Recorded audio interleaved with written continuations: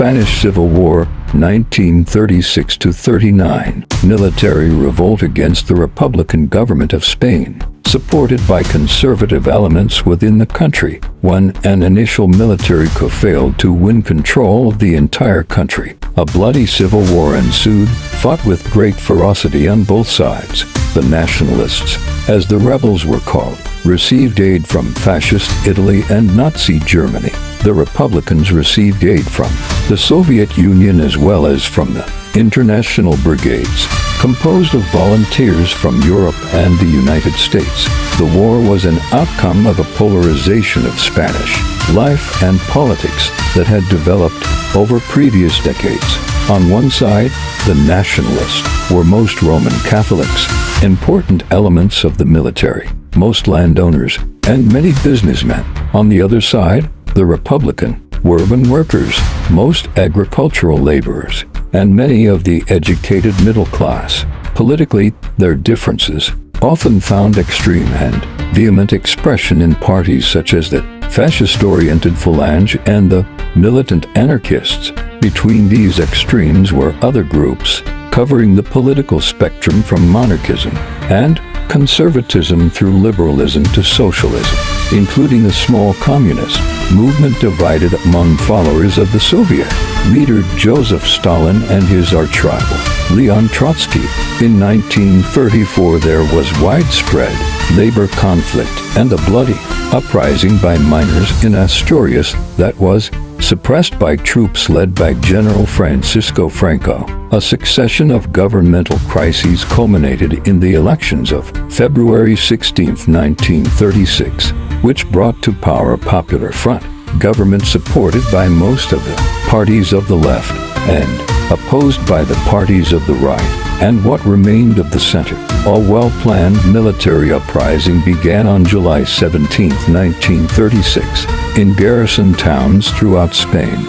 By July 21st, the rebels had achieved control in Spanish Morocco, the Canary Islands, and the Balearic Islands, except Menorca, and in the part of Spain north of the Guadarrama Mountains and the Ebro River, except for Asturias, Santander, and the Basque provinces along the north coast and the region of Catalonia in the northeast. The Republican forces had put down the uprising in other areas, except for some of the larger Andalusian cities, including Sevilla, Granada, and Cordoba. The Nationalists and Republicans proceeded to organize their respective territories and to repress opposition or suspected opposition. Republican violence occurred primarily during the early stages of the war before the rule of law was restored. But the nationalist violence was part of a conscious policy of terror. The matter of how many were killed remains highly contentious. However, it is generally believed that the toll of nationalist violence was higher. In any event, the proliferation of executions, murders, and assassinations on both sides reflects the great passions that the Civil War unleashed. The captaincy of the nationalists was gradually assumed by General Franco, leading forces he had brought from Morocco. On October 1, 1936, he was named head of state and set up a government in Burgos. The Republican government, beginning in September 1936, was headed by the socialist leader Francisco Largo Caballero. He was followed in May 1937 by Juan Negre, also a socialist, who remained premier throughout the remainder of the war and served as premier in exile until 1945. The president of the Spanish Republic until nearly the end of the war was Manuel Azena, an anti-clerical liberal. Internecine conflict compromised the Republican effort from the outset. On one side were the anarchists and militant socialists, who viewed the war as a revolutionary struggle and spearheaded widespread collectivization of agriculture, industry, and services. On the other were the more moderate socialists and Republicans, whose objective was the preservation of the Republic, seeking allies against the threat of Nazi Germany. The Soviet Union had embraced a popular front strategy, and as a result, the Comintern directed Spanish communists to support the Republicans, both the nationalist and Republican sides, seeing themselves as too weak to win a quick victory, turned abroad for help. Germany and Italy sent troops, tanks, and planes to aid the nationalists. The Soviet Union contributed equipment and supplies to the Republicans, who also received help from the Mexican government. During the first weeks of the war, the Popular Front government of France also supported the Republicans, but internal opposition forced a change of policy. In August 1936, France joined Britain, the Soviet Union, Germany, and Italy in signing a non-intervention agreement that would be ignored by the Germans, Italians, and Soviets. About 40,000 foreigners fought on the Republican side in the international brigades, largely under the command of the Comintern, and 20,000 others served in medical or auxiliary units. By November 1936, the nationalists had advanced to the outskirts of Madrid. They laid siege to it but were unable to get beyond the university city area. They captured the Basque northern provinces in the summer of 1937 and then Asturias, so that by October they held the whole northern coast.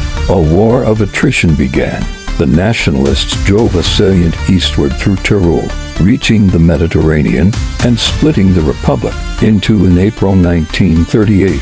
In December 1938 they moved upon Catalonia in the northeast, forcing the Republican armies there northward toward France. By February 1939, 250,000 Republican soldiers, together with an equal number of civilians, had fled across the border into France. On March 5th, the Republican government flew to exile in France.